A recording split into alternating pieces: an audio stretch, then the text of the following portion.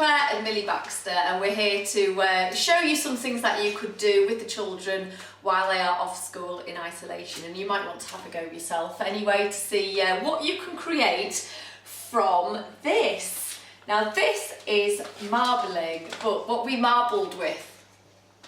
We marbled with foam. We've marbled with shaving foam. Often you do it with water, but we've thought about things that you'll have around the house without being able to go shopping, and we think you've probably got a lot of these things in. So we'll show you how to do some marbling, and once you have marbled, then you can use these to cover a book.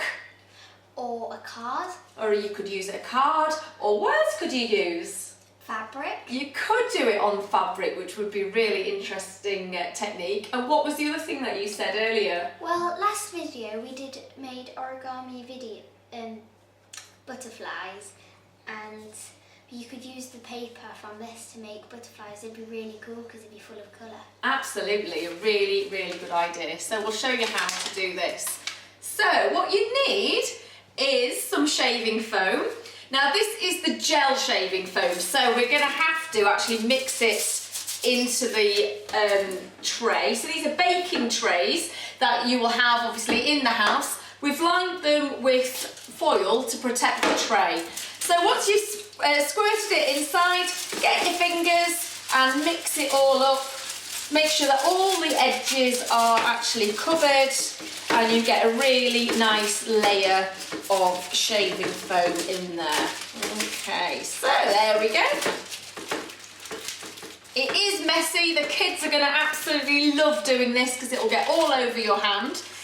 And it feels nice. It does feel quite nice, doesn't it? So clean your hand off, and then we are ready to add the paint. So I'll just pass this to Millie to clean her hands off. There you go. Oh, it's warm. You done? Yeah. Wipe it down. Right, so you use any sort of paint you will have at home. The children have probably got some sort of poster paint. You could use watercolour paint. And the other thing you could use, if you don't have any paint at all, is food colouring. So you could dot food colouring in here. I'm going to use red. What colour do you want, Millie? Ooh, I'll have a nice pink, please. Pink.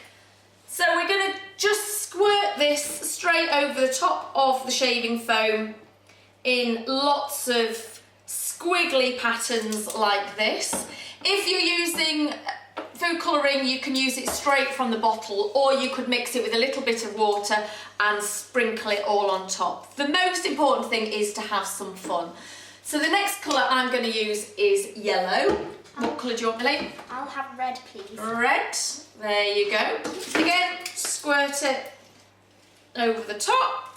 Very easy to do. And I'm going to do 3 colours. I'll do 4. Are you? I'm going to do green. I'll have yellow, There please. we go. Oh, it looks like pizza. So once you've got all your colours, what other colour do you want? I'll have blue, please. Blue. You said blue was dominant earlier, didn't you? Which it is. It's a very strong colour. I won't put too much in.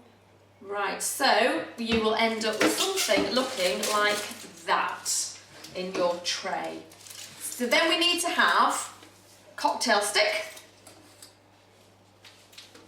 And you can use your cocktail stick to swirl the pattern around like that. You could use your finger, to be honest, or a paintbrush or a spoon or anything else that you've got laying around the house. But I'm going to really mix mine up, making sure you don't go through the foil underneath. And then you'll be Let's a go bit of a mad. disaster. It could be, couldn't it? There we go. Mix all the colours up together. Put that down. Right, now you need to effectively print the paint onto your piece of paper. So this is just printer paper, normal writing paper. And what you need to do is press it down. And once you've laid it on, give it a good press on, not too hard because it'll distort the paint a little bit too much perhaps. But there we go. It's all nice and squidgy, isn't it? Right into the edges, and then once you've done, carefully lift. Oh wow. Oh, wow. Oh wow. That looks definitely like a pizza now. There we go. You end up with something like that.